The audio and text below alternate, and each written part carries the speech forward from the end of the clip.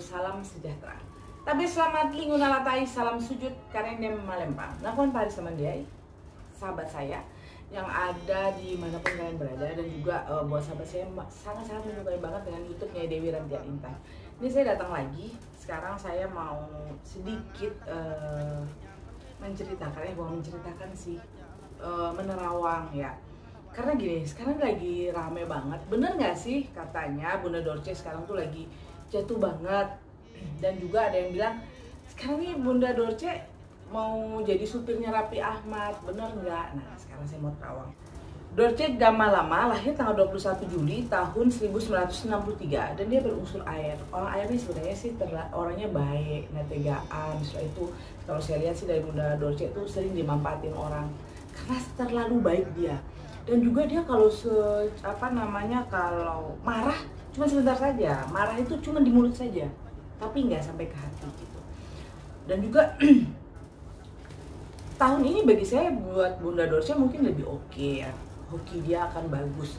Bagi saya ini kesempatan Bunda Dorce untuk naik lagi seperti itu. Karena rezeki dia membaik nih setelah virus-virus ini mungkin lebih bagus. Saya lihat benar nggak sih Bunda Dorce sekarang lagi jatuh, lagi turun banget? Jawaban saya sih enggak. Kalau dibilang turun banget sih bagi saya mungkin karir dia sih turun, tapi keuangan dia biasa saja. Bagi saya sih biasa. Kenapa? Karena banyak orang yang lebih susah daripada Bunda Dorce. Karena Bunda Dorce masih punya deposito, juga masih punya, mobil masih ada. Setelah itu dia masih punya rumah, dia juga masih punya kontrakan juga. Bagi saya sih itu bukan susah, tapi masih ada seperti itu. Kalau dibilang dia lagi jatuh, bagi saya enggak. Tapi ini kesempatan dia untuk naik. Kalau saya lihat, apa benar sih dia mau jadi supirnya Raffi Ahmad? Itu cuma sebagai konten, tapi bukan untuk sebenarnya. Raffi Ahmad juga nggak mungkin dong menerima dia menjadi seorang supir. Maaf, Bunda Dorce itu lebih tua daripada Raffi Ahmad. Lebih bagus Raffi Ahmad memberi Bunda Dorce daripada menyuruh Bunda Dorce menjadi supir dia. Itu yang saya lihat. Ini hanya sebagai konten saja. Tidak ada untuk keseriusan benar-benar kalau Bunda Dorce itu mau sebagai supir. Ini yang saya lihat. Karena mereka berdua sama Raffi Ahmad, saya lihat mungkin ada ada omongan masalah konten untuk menaikkan kontennya Raffi Ahmad gitu, supaya lebih oke lah gitu. Ini yang saya lihat seperti itu. Dan juga saya ngelihat dari Bunda Dorce ya, Bunda Dorce kalau dilihat dari hoki dia bagi saya tahun ini lumayan bagus, tidak seperti tahun kemarin-kemarin. Kalau tahun kemarin bagi saya itu banyak banget masalah. Dari 2017, 18, 19, 2020 ini mulai membagus bagi saya. Karena apa? Dia harus menyelesaikan permasalahannya sedikit demi sedikit di tahun 2017, 16, 17, 18, 19 begitu. Ini karena saya lihat mungkin ada beberapa permasalahan yang sangat rumit di dalam kehidupan Bunda Dorce gitu. Dan juga yang saya lihat perekonomian Bunda Dorce, di Bunda Dorce masih banyak job. Bagi saya sih sekarang mulai sangat turun job dia gitu.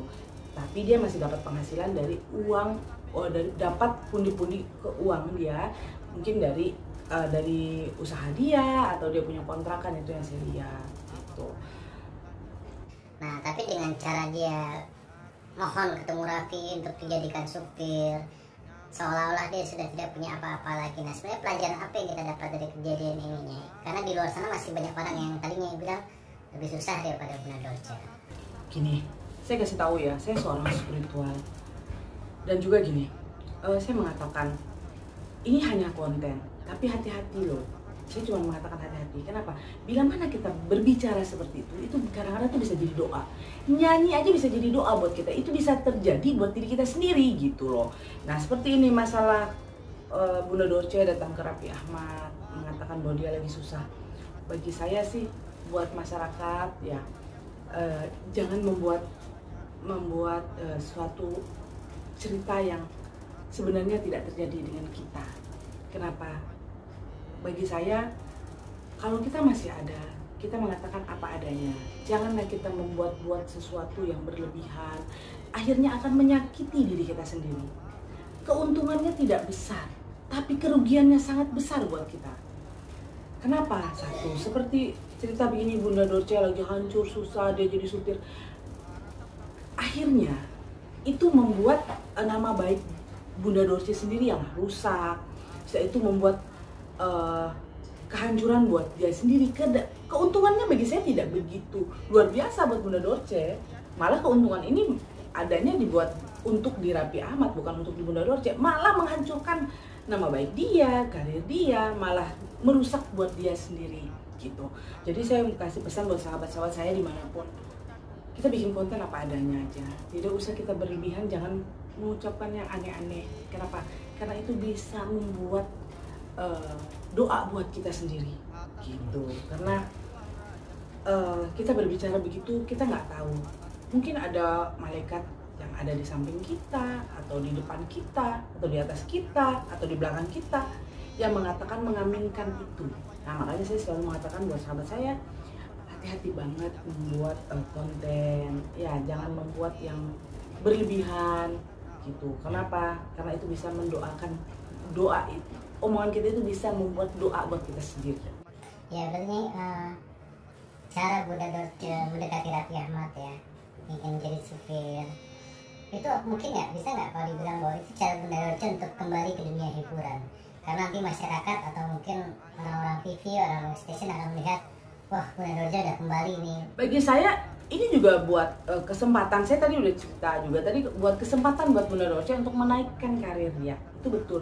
Tapi bagi saya bukan karir yang bagus, malah karir yang bagi saya naiknya cuma sebentar, bukan untuk lama. Kenapa? Karena zap rasa kasihan aja ya, akhirnya keluar itu rasa kasihan orang. Gini loh, dikasihani itu akan hilang sebentar saja. Kenapa? Karena orang sih, oh ya saya kasihan, saya iba, ya udah saya kasih seperti ini. Tapi bila mana dia naik dengan suatu karir dia lagi, itu akan diingat oleh masyarakat terus dan selalu diingat. Tapi kalau dengan naik dengan seperti ini, kalau saya lihat sih bagi saya kurang begitu memuaskan nanti karir dia.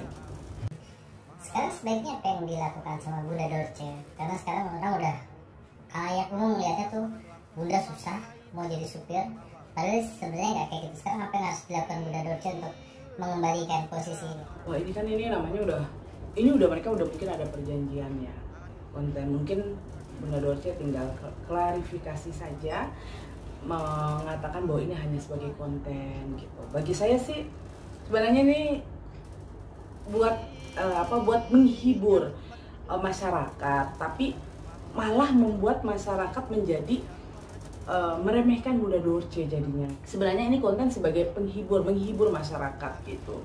Dan juga sih supaya masyarakat bisa mengingat lagi dengan Bunda Dorce. Tapi membuat bagi saya sih ini kurang begitu bagus. Kenapa? Hoki ada tahun ini, hoki ada, tapi malah membuat nama baik jadi jelek punya Bunda Dorce gitu. Itu yang saya lihat seperti itu. Terakhir nih, pesan buat Bunda Dorce dan pesan buat Raffi seperti apa? Ini buat sahabat saya, ingat nih, jangan lupa kita bersyukur juga. Kenapa? Jangan lupa ibadah ya, ibadah tuh harus dikuatkan banget. Kenapa? Jangan lupa kita bersyukur karena kita sudah diberikan Allah Ta'ala rezeki yang luar biasa setiap hari. Kedua lagi, kita diberikan Allah Ta'ala, kita masih punya napas, kita masih bisa menghirup udara buat kehidupan kita. Nah, ini makna kehidupan setiap hari buat kita. Dan juga ini makna dari konten-konten yang punya Bunda Dorce dan Raffi Ahmad. Tapi saya bukan untuk menghakimi atau tidak menyukai dari kontennya Raffi Ahmad dan Bunda Dorce, tapi bukan. Ini saya cuma mau mengambil hikmah buat sahabat-sahabat saya semuanya gitu, supaya kita jangan lupa bersyukur pada Allah Ta'ala, jangan pernah ingkar dengan yang diberikan Allah Ta'ala dengan rezeki kita. Assalamualaikum warahmatullahi wabarakatuh.